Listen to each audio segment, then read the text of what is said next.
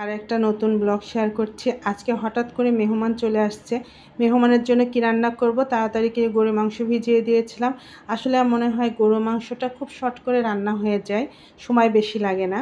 আর হাতে মাখিয়ে বসিয়ে দেবো, সেজন্য আরও বেশি সময় লাগবে না। এখানে প্রথমে মাংসটা ধুয়ে নিয়েছি, তারপরে বেশি করে পেঁয়াজ কুচি দিয়ে দিলাম।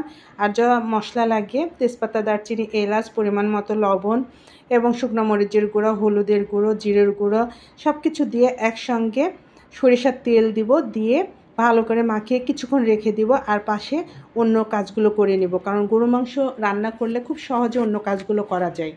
রান্নাটা বসিয়ে দিয়ে আর অন্য আনুষঙ্গিক কাজগুলো তাড়াতাড়ি করা যায়। যেমন বেগুন ভাজা করব, এখানে বিভিন্ন রকমের রান্না রেডি করতে করতে আমার মনে হয় যে গরু মাংসটা বসিয়ে দিয়ে ওগুলো কাজগুলো রেডি করা যায়।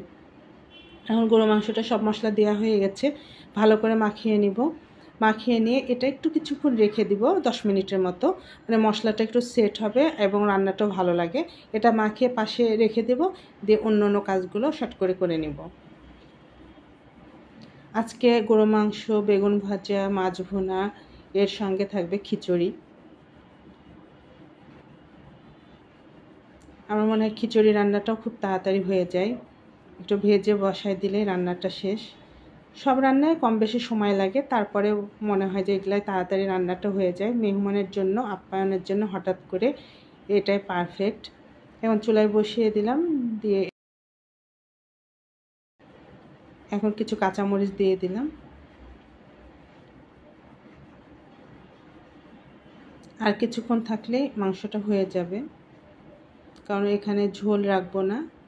খিচুড়ি দিয়ে খাওয়ার জন্য শুকনাভাবে রান্না করলে বেশি ভালো হয়। সব রান্না শেষ করলাম, করে এখন ডাইনিং গুছিয়ে নিয়েছি। এই তো খিচুড়ি, আর এখানে গরুর মাংস, কিছু সালাদ কেটে নিয়েছি, এখানে মাছ ভুনা, আর আছে বেগুন ভাজা। এটাই খুব তাড়াতাড়ি সংক্ষেপে মেহমান আপ্যায়ন।